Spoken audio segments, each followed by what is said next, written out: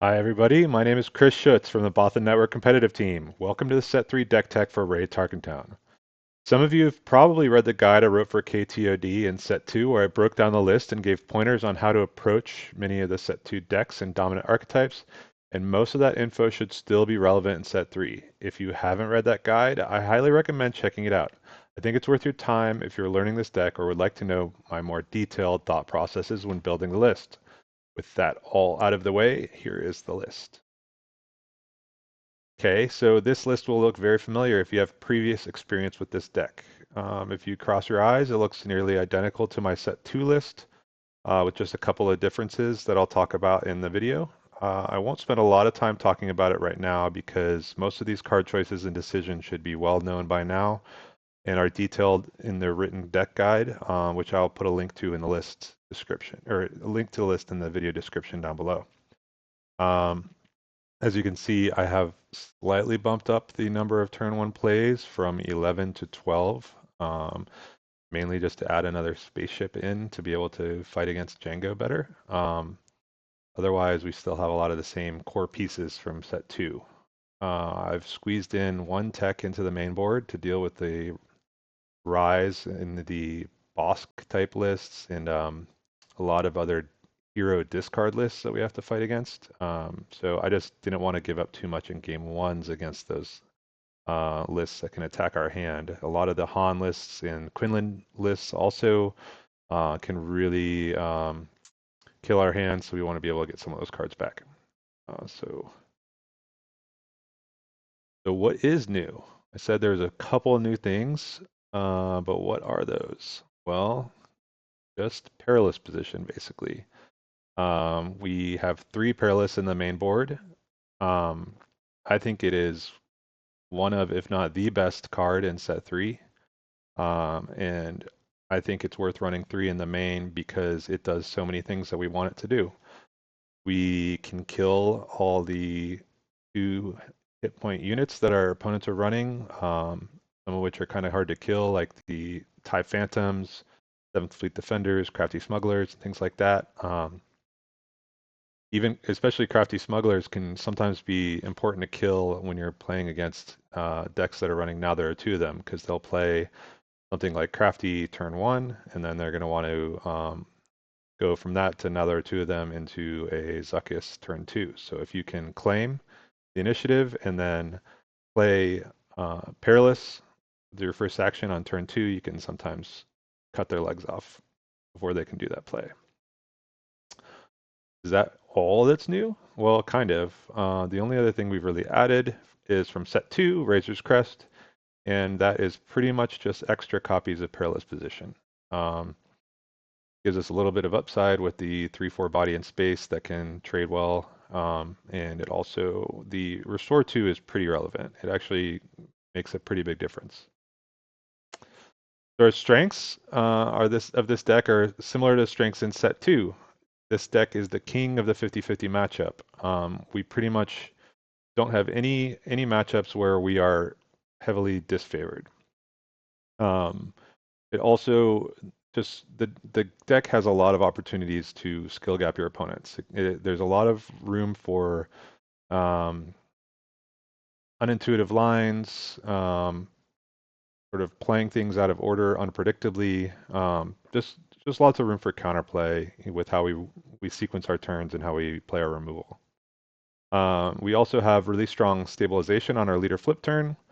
The 3 restore from Rey is huge against a lot of matchups.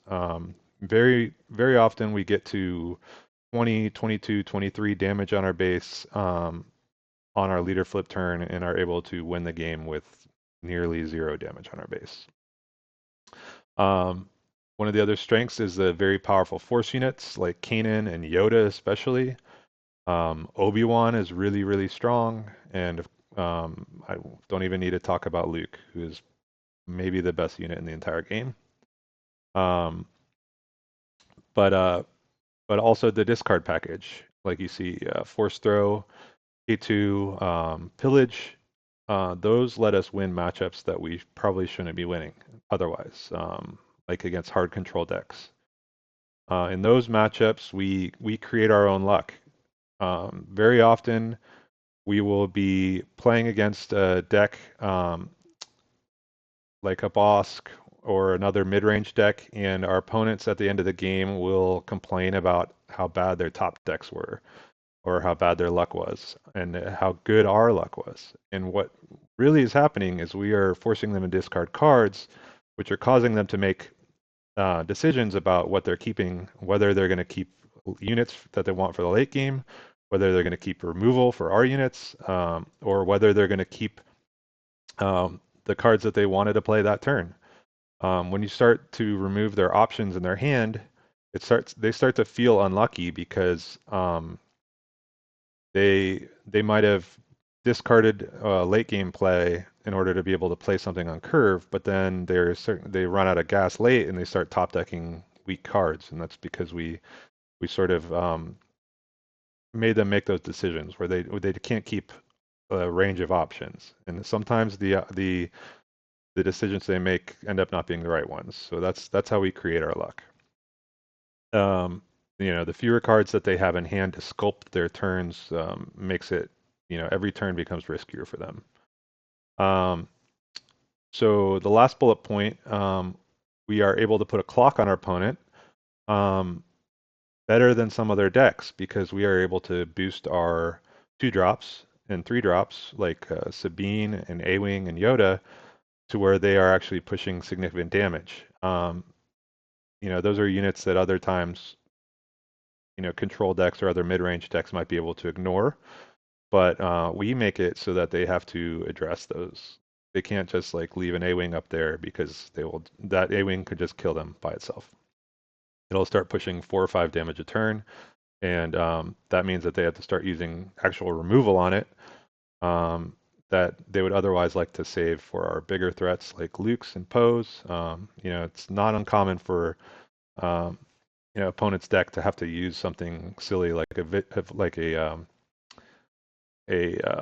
rival's fall on your A-Wing because otherwise they're just going to die. So one of the other reasons I like this deck a lot is because of the good matchups against hard control. This is a deck that should normally be dominant over a softer control deck like ours, a unit-based control deck like ours, but we can really flip that with using our discard. And a lot of people think that Bosk is like sort of immune to discard because he has Deathmark. And they just draw a lot of cards. Bosk will end up with 15 cards in their hand. But we can keep up with that with our discard. They're going to draw a lot of cards, but if they pull off a 4-card Deathmark, it will definitely be an uphill battle, but not unwinnable. Unlike Palpatine, they have to spend cards to draw cards. So if you're making them discard, you're forcing them to decide between their card draw enablers or removal. If they only have 4 cards in their hand and you pillage 2 of them, they have to decide whether they want to keep a Deathmark and or something that's actually going to be able to kill the unit that they put the Deathmark on. So it can cause them to have really clunky turns, and sometimes like even if they get the Deathmark off, you're able to pillage and get them back to a low hand size to where we force that bad luck that we talked about earlier. And let us open the door to stabilize or push damage before they're able to get to their big heavy hitters in the late game.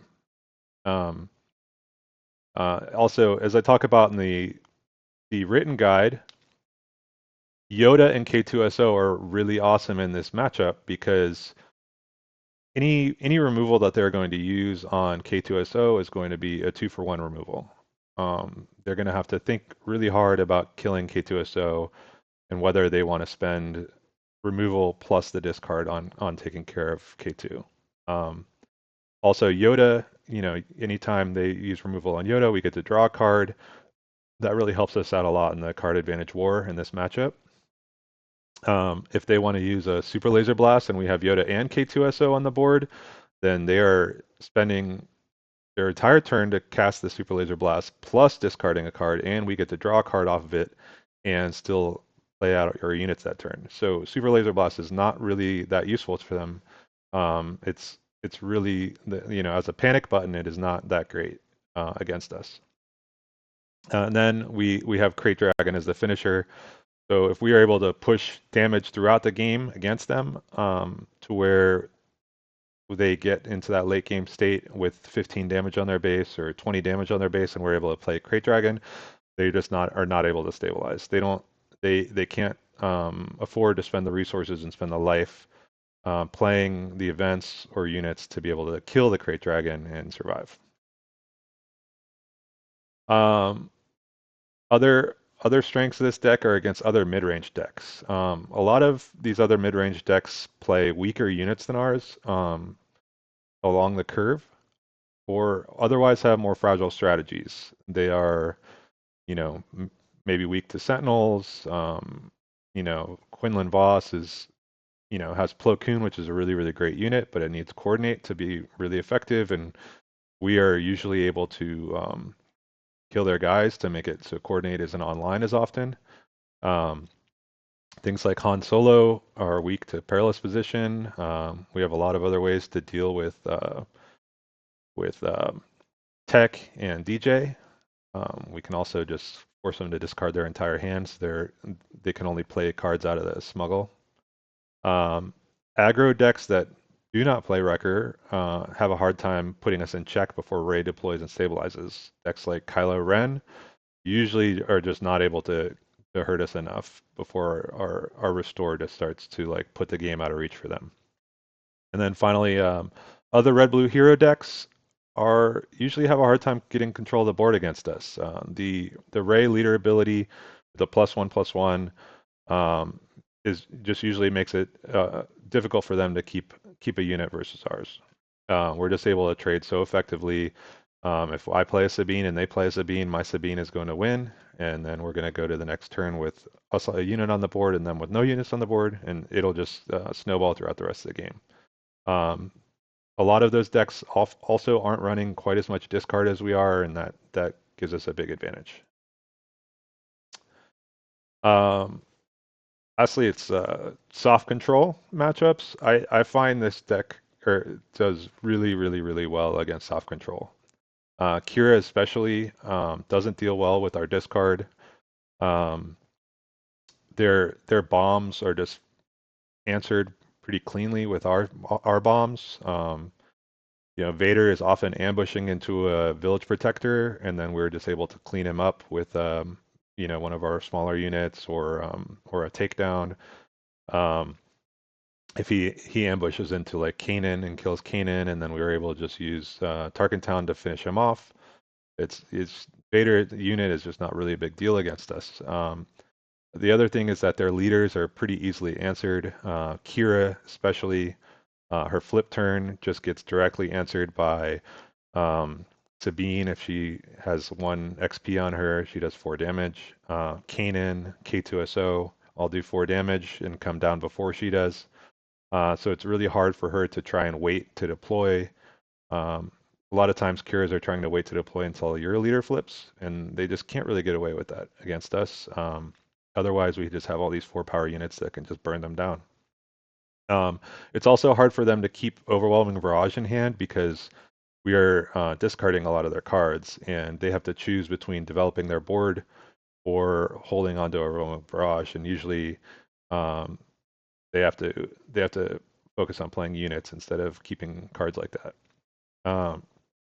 And then Super Laser Blast is also very rarely that good for them, just because it's so easy for us to reset the board. So they don't usually gain much other than delaying our win for a turn by playing it. Now to the weaknesses. The Bean ECL continues to be a real problem for us. I think it's from Sabine players I've talked to, they don't really like playing this matchup either, which is a good sign. It doesn't really make me feel that much better when I get Darksaber into Poe, into Wrecker. If they're playing those on curve, it's just like nearly impossible to stabilize. It's just too much damage coming from too many different directions. So that continues to be a weakness. Cad Bane with Tarkintown can be a tough matchup too.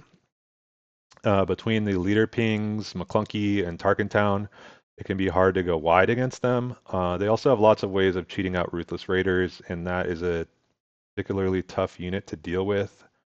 Um, and then Anakin Blue, this is the exception to the red blue hero matchups that I talked about earlier. It can be a blowout for us, um, but if we have initiative, but it requires good sequencing, and it becomes a really difficult matchup when we don't have initiative if we're not able to lane dodge. If we can't lane dodge and we're just playing out units on the ground on curve, they can just answer every unit we play. So it becomes very tricky, and we kind of need luck to be able to win. So aside from Perilous Position, the key changes from set two are that the deck in set two was really a brick wall strategy. The idea was that we were going to play a Sentinel every turn until we got to our late game bombs. And then we would just pick off the opponent's units, um, and then play haymakers like Luke and close it out. With the addition of Perilous Position, we can shift that strategy to more of a speed bump plan where we tap down and then execute the opponent's units before they have a chance to attack into our sentinels. We still have the village protectors because they are so good at dealing with ambushers and they're so cheap. So we can play either two of them on our flip turn or play villager plus lightsaber on Rey on our flip turn. So I don't think that those are ever going to leave the deck. Very core to our strategy, but it's the Sentinels are not as big of a focus as they were before. The Sentinels also were a little bit of a trap playing against Sabine because Wrecker can so easily ambush into them and give us, take 5 or 6 damage to their face, even if we played Sentinels. So it wasn't like as much of a guaranteed win playing Sentinels against Sabine.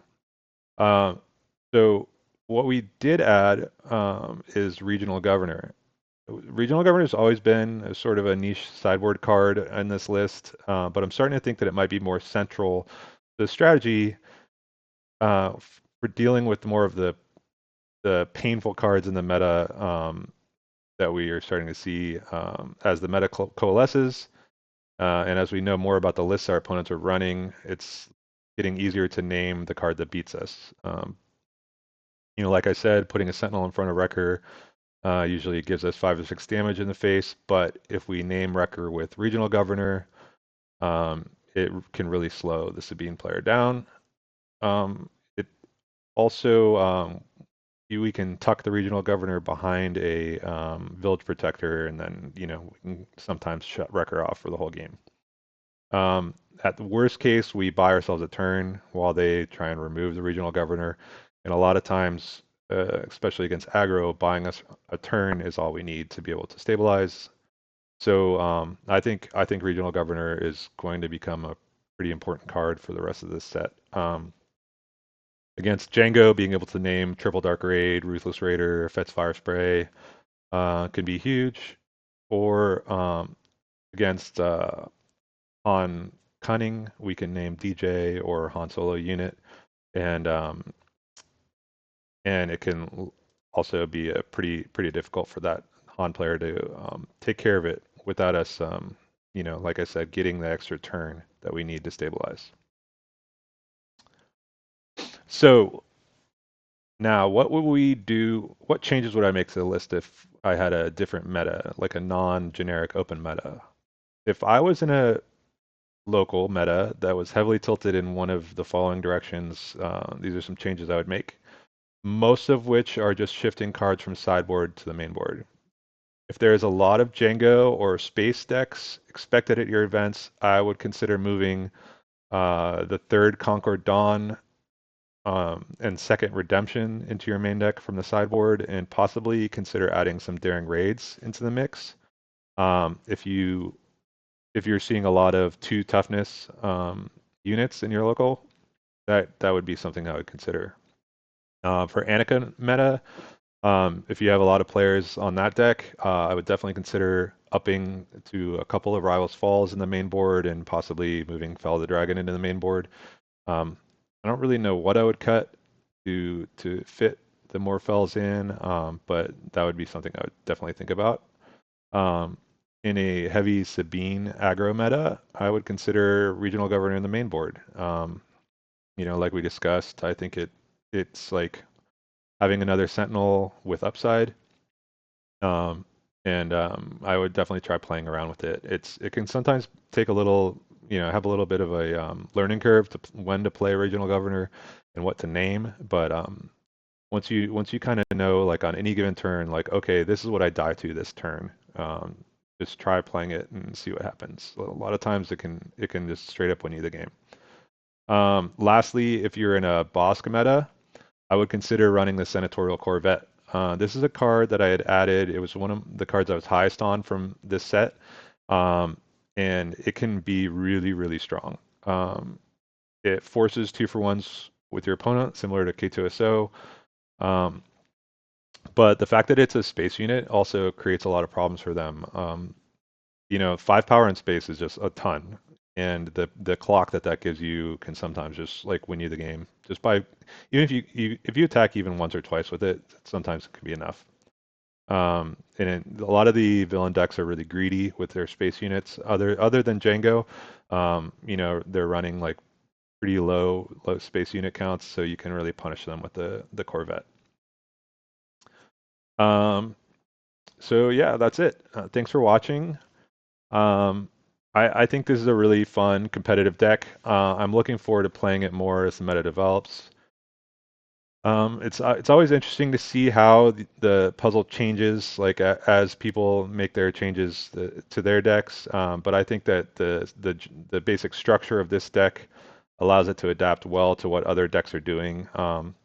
And if you want more help, I have a Patreon now offering one-on-one coaching. So check me out on there. Really looking forward to talking to you guys and seeing what other videos you would like, or what other content or written articles that you would like. And also, you can find me on Discord on the Bothan Network. We're always playing games in there, and we would love to see you come in and play with us. So thanks for watching, and that's it for now.